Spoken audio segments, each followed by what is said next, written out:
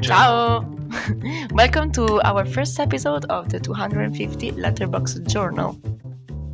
We will be looking at each of the top 250 films as rated on Letterboxd, breaking them down, giving our thoughts and fresh opinions. And today we will start with Michel Gondry's 2004 Eternal Sunshine of the Spotless Mind, starring Jim Carrey and Kate Winslet. Okay, we can start now. Let's start. Eternal Sunshine of the Spotless Mind, which, according to the people of Letterboxd, is the 226th best film ever made, or best non-documentary film ever made. I think it has to be full length as well. So the best. And non-documentary? No, it's. I mean, this is just the list that we are doing is the narrative feature film, so it appears at 226 of the narrative feature film list, and that is placed just below Sweet Smell of Success and just above Marcel the Shell with the Shoes On. In the day we're recording, which is July 2025. Yes, and this list will change all the time, so Exactly. it's going to be a bit of a challenge, but maybe more interesting. It is going to be a bit of a challenge, and I think that in any case we probably will never get round to doing every single film on the list, but we will try and do at least as many of them as we can.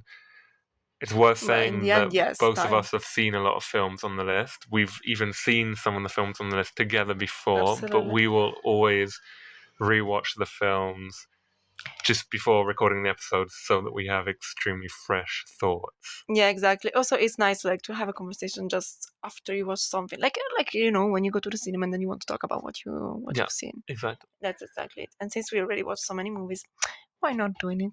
Yeah, exactly. And I think also it's worth saying that we aren't experts of film. We don't claim to know every film on the list. That's absolutely true.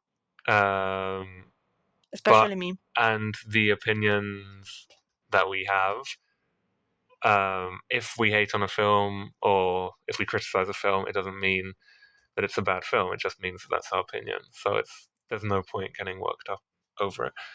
But yeah, speaking of which, Eternal Sunshine of the Spotless Mind, which came out in 2004. According to Letterboxd, our best friend. Yes. I don't know. I think the years are usually fine on Letterboxd. Yes, true. That's slightly earlier. Yeah, I think it's the first release. But yeah, I guess so. Which was directed by Michel Gondry, who also made The Green Hornet and Be Kind, Rewind. But more interestingly, it was written by the same guy who wrote Being John Malkovich.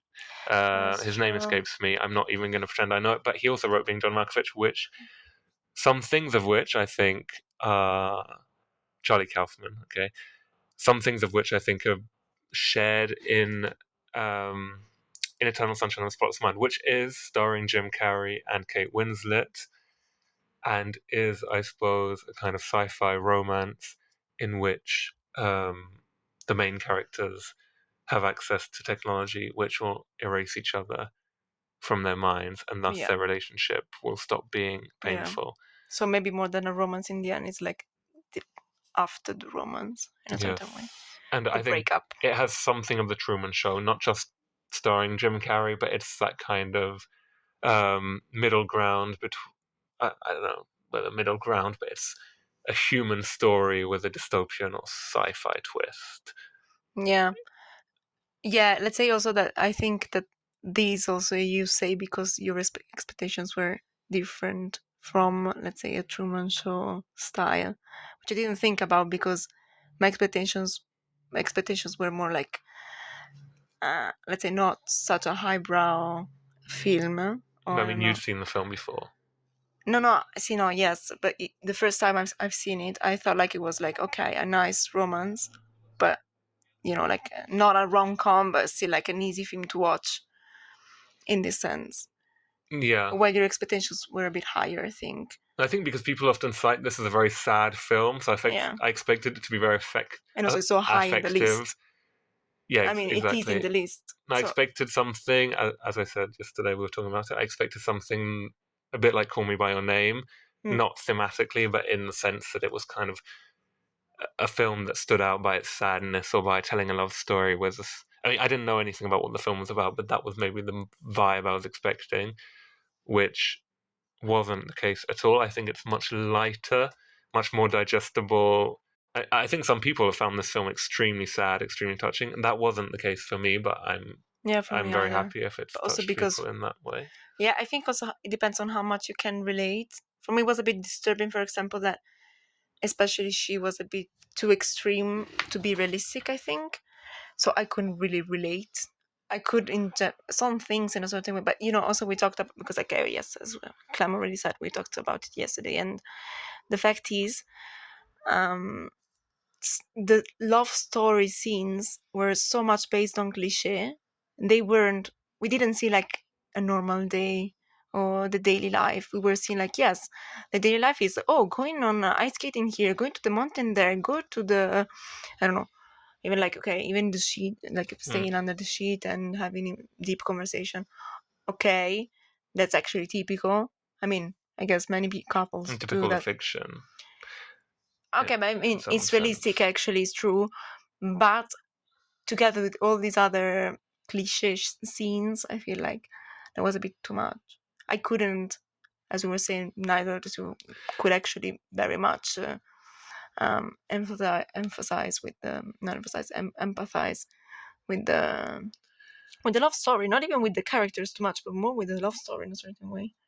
Also the characters, but But I think some people in the reviews have compared this film to Before Sunrise, which I think is nah. interesting because I think for me, Before Sunrise is a much better film and also much more relatable. I mean, I think the when characters speak in Before Sunrise, it feels much more realistic. T.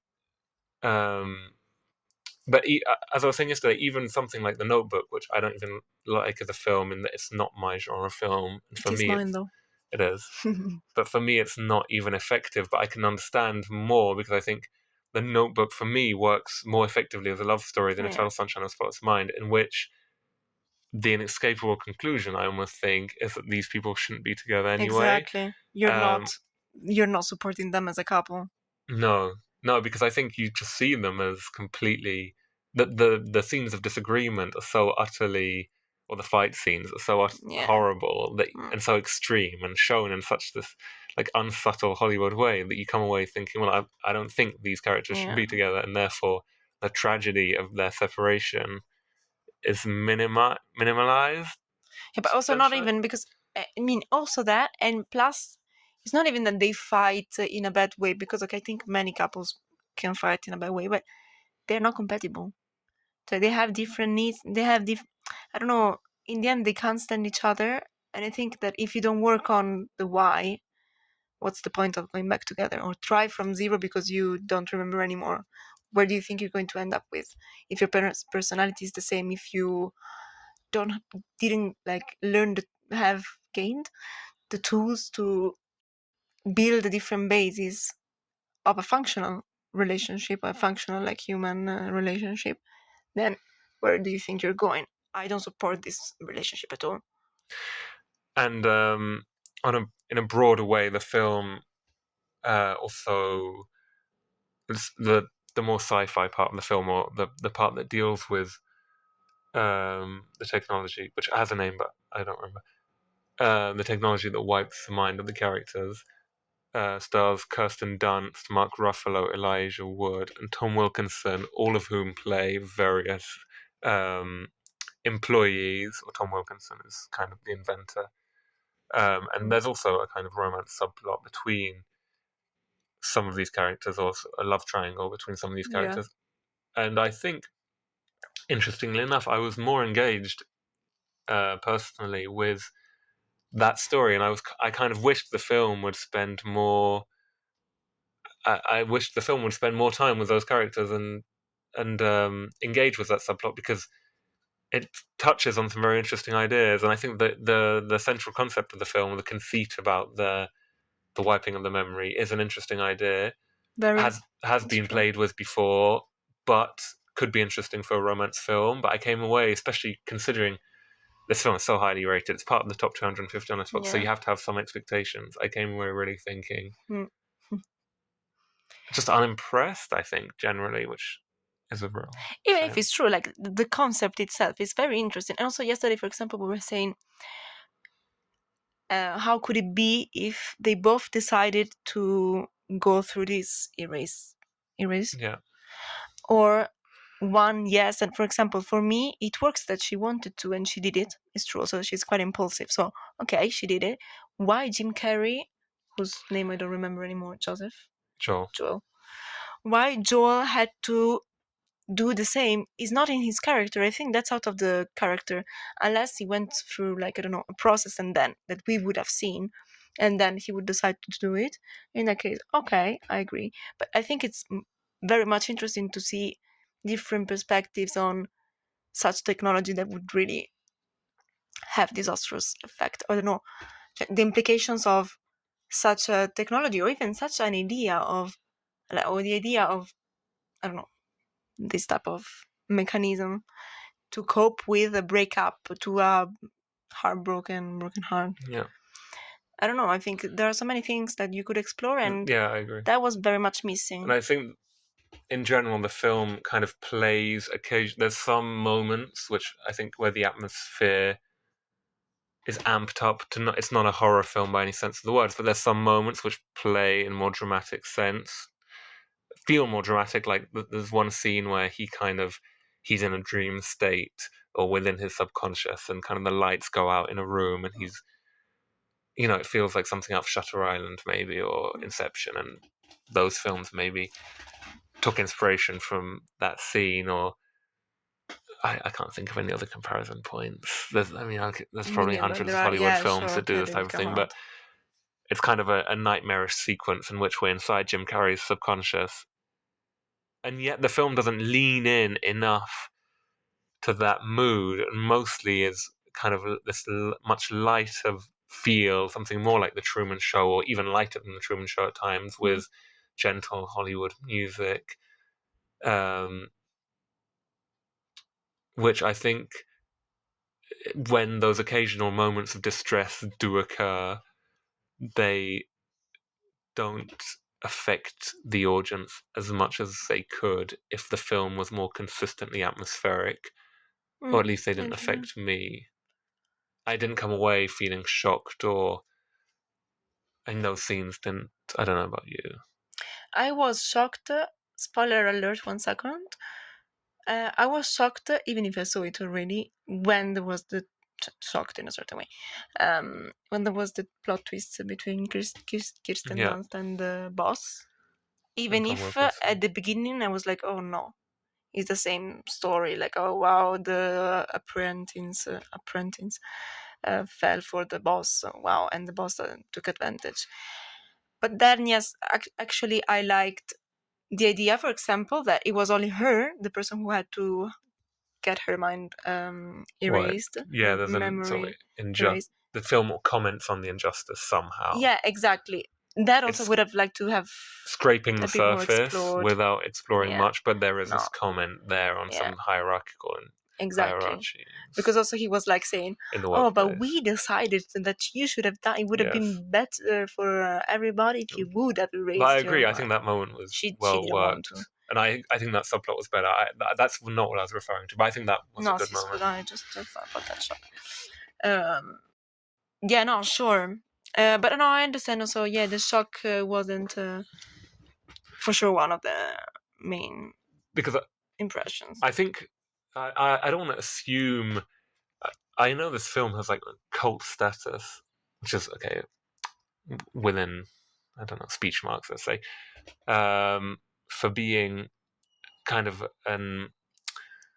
Again, it's hard to say, but I imagine that people that like it for very much the same reason as someone who really likes Before Sunset, or who really likes um, The Notebook, or who really is into these romance films that somehow have an aspect of tragedy. It's a film that makes you cry, or at least it's perceived, I think, generally the film that makes you cry. And for me, it didn't. I really like Before Sunset. I'm not a fan of The Notebook, but I do concur that both of those films are very effective in that sense, that they they do at least fulfill that effect on the audience of I think because you care about them and you care about their love story. We've yeah, in both exactly. Before Sunrise and before, and The Notebook, you you know them from the beginning of the story. You live this, you experience their story somehow, and here you experience part of the breakup, part of the story, yes, but as we said before, like full of cliche and not necessarily in a very interesting or empathic way. Yeah. I mean that. Yeah, yeah, I agree. And I think that, but I think a cliche love story can still be an effective love story. So, but okay, in the But end, the but as Notebook we is said, his. the love story here only lasts the pre-credit sequence, Mm, and then you're dragged straight into the tragedy. And yeah. ultimately, I think you see more of the if not you see more, but towards the beginning of the film, you see more of the arguments and the kind of discord between the two characters, because their initial love story is so short in film time, and then the discord is shown so heavily. You never really have the impression that they're meant for each other No, anyway. Or at it's least that true. was my. Yeah, I mean, like, yeah, in some moments, yes, to be honest, okay, because she could take out some parts of him. I mean, in the end, it's true, he was boring. She's completely the opposite. And in the end, she can take out some vivacity from him, like some, I don't know, lively passion. But I was waiting for that moment to happen. But for me, it never. I waited for the moment where he's not boring, because she accuses him of being boring. That's Yeah. why she deletes him. See, And I was kept waiting for that moment where the kind of realization, or the twist, where suddenly she realizes, oh, he's not boring. He's actually this great guy, or he's got these great qualities, and a scene that would represent that. But for me, it never really comes. It's see, more it's like she true. has to accept him for being boring, and he has to accept her for being too much and too intense. Yeah, let's say at the beginning maybe it can be a bit like thrilling because it's different, it's the opposite of you, and then yeah, again, it's not compatible and it becomes a dysfunctional relationship. And we Yeah. see it, yeah, I mean, really, like at the beginning when we see their memories of the last moments together when they fight, they're horrible to each other. To be honest, that's something that I would never want to go through because, okay, you stopped before. You Hmm. can't be so mean to each other. So that's on a human level, it's really not nice. It's really bad. And it's not bad in the sense you don't feel the love for each other still there, right? It's not like No. if in that scene you and and again, we're giving a blow by blow review without really going into some more technical aspects. We will do Yeah. that later. But I think if in that scene of the breakup, you at Mm-hmm. least sense there was still some love under the surface, Mm-hmm. that could be gone back to at the end and be like, look, here was the love that still existed between these characters. And See. therefore, it's so wonderful that they found each other, spoiler alert, and they managed to keep kind Mm. of revitalizing this relationship. See. Um, but there's not really. It kind of feels right that they split up and wrong that they got back together. See, no, I agree And completely. therefore the film doesn't really work. See, I agree. See, because also, I mean, it can also be interesting, like, because, okay, he experiences the she raised me, she can't understand who I am, but I do. So okay, it's even that is interesting. It's like, okay, how would your life be by canceling someone? And even it would be interesting if both would cancel each other. Okay, and we see them canceling each other but living their lives, because in the end, one other thing that I think is very important and this film is erasing is that sometimes people feel much better after they break up, and especially when you have like such horrible relationship at the end. Okay, when you break up, okay, you can be yourself again. You can surround yourself by people who are nice and who talk to you in a certain way without attacking you all the time, without thinking that you're a terrible person or you are absolutely boring or too much. Okay, and that's good. I mean, that's the best you want to have. And this aspect, I think, has been obscured by the rules of Hollywood in a certain way, and the romanticization of dysfunctional love. Yeah, It's true that's also that this film is quite old, so I can see that maybe some discourses hadn't become mainstream yet, which now they Yeah. have. Old while still being one of the more recent films, Mm. and we'll speak about much older films than this, I think. Yeah. I was gonna make the comparison to Inception in that both films have this kind of very unsubtle way of having a dreamscape destruction reflecting kind of internal torment. You know, both so that in this film you have the metaphorical symbol of these houses falling apart and these buildings disappearing, and there's one scene where the car disappears and the fence disappears, and it's all inside his head, and it represents Yeah. what he's losing. Which I quite liked. And I think it's blunt. It's very blunt. And Yeah, it's but simple, but I think yeah, it works. exactly. You know, it's Simple effective and enough. and Yeah. effective. It's true. I agree. I don't think it's making any groundbreaking psychological points, or it's No. not pushing any limits. But I think for probably what's quite a young audience, I imagine, or teenage audience at least, it's mostly effective. I think that stuff, and it came out before Inception, and I wouldn't be surprised if Nolan, because that scene at the end where the house falls apart and it represents his love of her falling apart because it's the last memory they have together. See, no, I I think agree. that scene has something that he took and used in Inception in a way, or in which So. the physical destruction, I guess, is just reflective of the mental state of the characters. Yeah, I agree. Now I don't remember too much about Inception, unfortunately. I don't know Well, if it's in luckily for the you, 200. I It think is. even in the top 50. Oh la la. Yeah. It's quite high rated. Okay, so then we can maybe talk about it more in that after having seen Inception again. But Yeah. I agree. Yes, it's true. Also, yeah, it's simple. But sometimes I also think maybe it wasn't. I mean, that was a tool and a very visual tool to make just understand that he actually didn't want to lose the memory. But evidently, okay. But I liked somehow that he tried to not lose the memory, because the fact is, again, I think he didn't actually want to go through this process in first place, so it makes sense. I wonder, for example, how many people kept wanting to delete everything. Yes. Maybe she wanted to, I don't know. Yeah, like a counterexample would have been interesting, I think. See, then it would have been maybe too long, but I don't know. Let's say there was a lot of potential and not everything was developed in the best way. And I think I mean, not just because of its rating on Letterboxd, but in general, this is a film that people really love. So it's true. And a lot of people really feel it's been some time also as their film, yeah. And I think Yeah. it's a lot of people perceive it as the romance film of the 21st century in a way. And in the same way, okay, maybe on the par with something like In the Mood for Love, Sì, va bene, okay. Before If we Sunset. stay I think like those on three. Hollywood Well, I think In target. the Mood for Love has really escaped China and has become like internationally recognized. Sì, no, I agree, absolutely. But it's maybe it's a bit more niche than Eternal Sunshine of the Spotless Mind. Yeah, which isn't that mainstream. I mean, I think.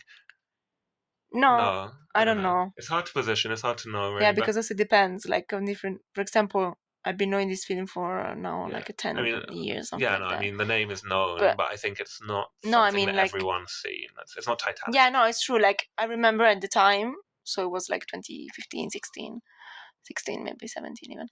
I remember at the time on Instagram and people were posting, but it was like, oh, I'm cool. I watch these type of films that not everybody knows. Yeah, it's like not Titanic. It's like Yeah, it's no, the next exactly. stage. It's something. No, you a can bit brag alternative. Yeah, exactly. about having watched. Yes, absolutely, I agree.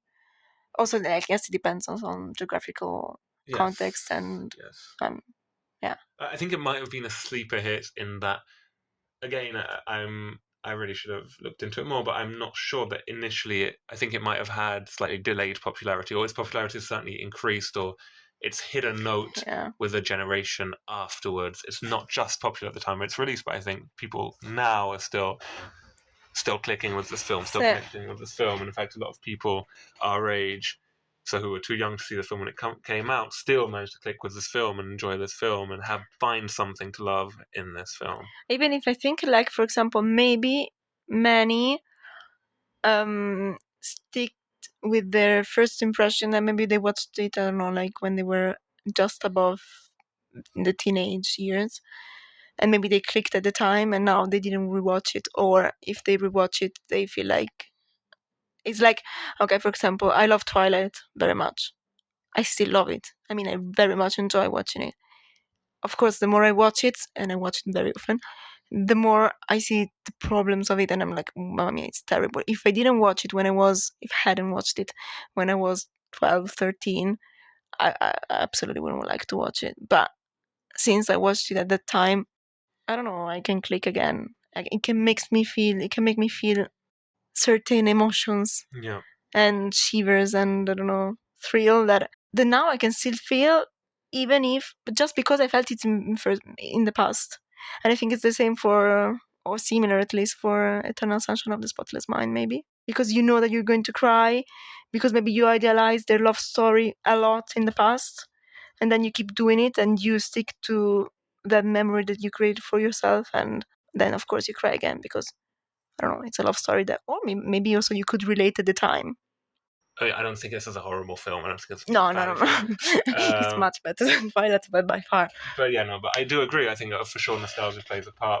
But I also don't want to degrade people who really love this film, because I think there are definitely some things to be loved. Sì, Potentially sì. some really Start for the cool concept, ideas. really. Yeah. It's fucking cool. Um, It's nice also to play with. yeah. And it's like yesterday we had like some ideas of, oh, what if I could be like that, or if No, yeah, they would have done you can this. apply the concept to different. It is an interesting concept. It just feels a touch wasted, or at least that was my impression, our impression. Sì. But there will be films that we disagree about, Mm, Letty and I. There will also be films, I guess many of the films we will love and explore why sì. we love. I know there's some that I really don't like, or at least a few, but I think most of them I really do like. I think people on Letterboxd mostly It's tend to true. have And I think good also we taste. will absolutely disagree with some, like even this one in the end. Okay, I gave 3 stars, to be honest, so it's not so bad. It's I actually not gave bad two and at a all. half. But I could be convinced to give 3. Yeah, exactly. That's the thing. Also, maybe, I don't know, we're not noticing certain things also because in the end, we are thinking not alike, but we have similar Yeah. opinions often. It would be really interesting to hear from someone who loves this film. Genuinely, I would love to hear like a love letter to this film, or to read a love letter to this film of someone Yeah, who's pointing out like been some really things that affected really, by this film. yes, Or if you really hated this film more than we did. I mean, we didn't hate it. So no, if in you hated fact. this film or really had a visceral distaste for it, I'd love to hear that too. And if you, yeah, And also, I any think strong like, opinions at all, yes, really. and also the fact is, it's really like it's a fresh rewatch, so, or watch for the first time. Yeah. So, I mean, of course, like our minds didn't cover everything, that's for sure, and No. we Maybe after a have to breakup, reflect. this film is Yeah, exactly. much We also thought different. about that. Yeah, exactly. I wonder what would be the experience if someone did. I mean, Yeah. so for sure, many people, but I mean, like, I would like to hear from someone who watched it after a breakup. That would be really probably a completely different experience and maybe No, yeah, much more definitely. relatable. And no, I guess we can talk about its place in the rankings, which is Awesome. this one of the Okay. 250 best films ever No. made? I don't think it is. A I cool think concept again. I have seen, it is a cool concept, but I think I've seen 250 films that are better than this. Mm. However, I do think it's a good film. I'm really happy it's touched people so much. I was surprised by, but surprised, I don't know, but I thought interesting the fact that Kate Winslet had to put on an American accent on. Yeah, and to dye her hair more. I don't know if she really dyed her hair. I don't know, maybe it's But I also one liked of the Kate I thought temporary Kate things. Winslet was very good. It's true, I I think agree. most of the actors were very good. I'm not a Even huge... Kirsten Yes, no, Dunst. she was very good, I Say, thought. I agree. I very much liked her, even if she had to play often also No. the steel girl, And I liked Elijah Wood which I playing didn't like. against type. The what? Elijah Wood playing against Mm. type. But I'm just have to point out that I usually am not a fan of Jim Carrey, unfortunately. And again, in this Me neither film, too I was much. distracted by him at some moments. And I'm not, I think he's fine in the film, but See, I there are agree. some No. moments where he's slightly distracting because of his slight overacting or over emphasizing of some facial expressions, or the fact that he's so expressive. Mm. It slightly gives some scenes sort of slapstick vibe. For instance, even that early scene where his car gets broken down and he kind of does this, I don't know, like facial expressions that could be from The Mask or from any of his See, comedies, and see, that's see, it's true. distracting because it takes you out Okay. of it's not even necessarily his fault, but it's his. No, because maybe he's like that in No, general. exactly. I don't It's know hard to much say, but about it is. him. There is something distracting. It kind of Yes, takes you out of the film, makes you think, "Oh, that's Jim Carrey doing his Jim Carrey thing." It's true. Now, for me, it was a bit less. I mean, much less probably. I don't know. Because I think in the end he was believable. So that's part of his character, but it's true. Like sometimes it was a lot for Yeah. like small things or some things that other people wouldn't. Especially if especially if you are supposedly quite a boring person.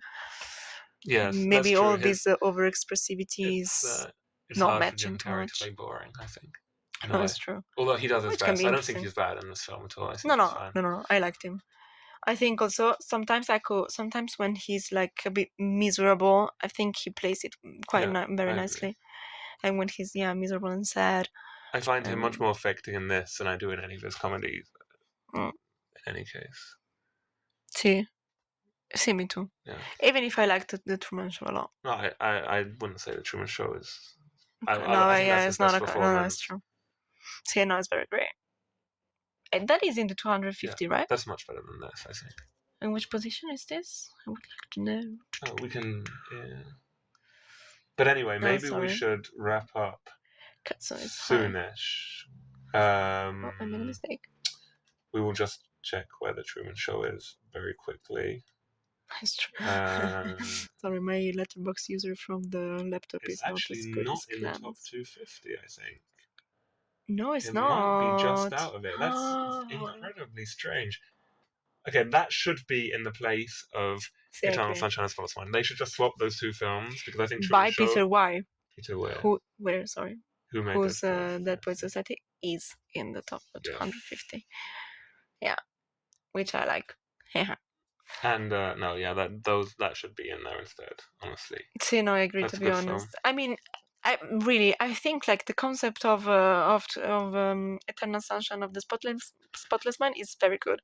Also, the title I like a lot. I have to say, that in Italian they translated with "If you break up with me, I will erase you." Terrible. It's like also because it's like in Italian sounds like one of the titles of the horrible like trashy rom-coms. In fact, at the beginning I didn't really like it. But in fact, on the social media at the time, when I was like, when you were playing a bit cool, if you watched that film, it was in English, the title, not in Italian. Yeah. But see, it is quite a good title. Yeah, because the Truman Show is both a very interesting concept and also quite original, I have to say, very. For me, at least. I think it's well executed. And it's well executed. But also, Eternal Sunshine of the Spotless Mind, just the main problem for us is we can't click with the couple. So with it could have been very cool, but in the end didn't work. Didn't completely work anyway. Yeah. For example, I love to cry for films. I easily cry for films. I didn't cry for this. No, neither did I. Yeah, it's true, but for me it's easier to cry. That's true. But anyway, we don't know which film we will talk about next, but let's see what we will see. Yes. And when it will be, and if it will have a video. Exactly. Hopefully there will be a video. But we hope you guys have enjoyed this. Please reply to us on any social media, and please send us your thoughts about this film, especially if you really liked it or have a strong opinion about it. Well, yeah, or just so even like I don't know. Yeah, I'm actually very interested in Clem too. Yes. In see, like if you liked it, what struck? Because like say on the reviews, you can understand some things, but mostly it's people saying like, "Oh, I cried so much, I can relate because I cried so much." Yeah. Okay, cool. But why did you cry? Why did you relate? To what? Yes. Maybe someone is similar to one of the two characters. That I understand. But even that, I think similar is not to that extent because they are too extreme, like too unrealistic. But okay. But yeah, it would be nice if people would tell us their thoughts. And yes, I think that's all. If you know us in person, let's talk about it. Let's talk about it. Yeah, it would be nice also maybe, I don't know, in the future. I don't know if we meet someone who liked it a lot, maybe record an episode with them. That would be great. In the future we would like to bring people on, especially if those people have a special connection to a film or really like a film, one of the films on the list. you can find the list on Letterboxd, and if a film on Letterboxd is part of the list, it has a kind of little gold crown with its place in the ranking. Yeah, but I guess that if you're listening to this podcast, you already know. Yes, but maybe not. Maybe Let's not not make any exactly. So assumptions. I agree, and yeah, and yes, it would be great to invite someone, especially maybe when it's not our genre and Yeah, exactly. we don't love the film, Yeah, I think or when we love it too also much. there's some films. Yeah, I agree. There's some films that I know, or we know people who are much more passionate about these Oh. films than we are. And there's some Yeah. films about which we're very passionate and we're very ready to speak. So we have to find the right balance. It's Anyway, we've been talking for probably far too long, but I think it's been I like long interesting. podcasts. Yeah, me too. Could even be longer. Some will be longer. Some might be See, by far, shorter. yeah. But yeah, Also, mostly probably we'll try to make it happen just after having watched the film, so yes, at least it will be maybe in the longer next in that days, sense. I'd say. Yeah, Yeah. because let's say that now, since it's been now 2 days since we last saw it, Mhm.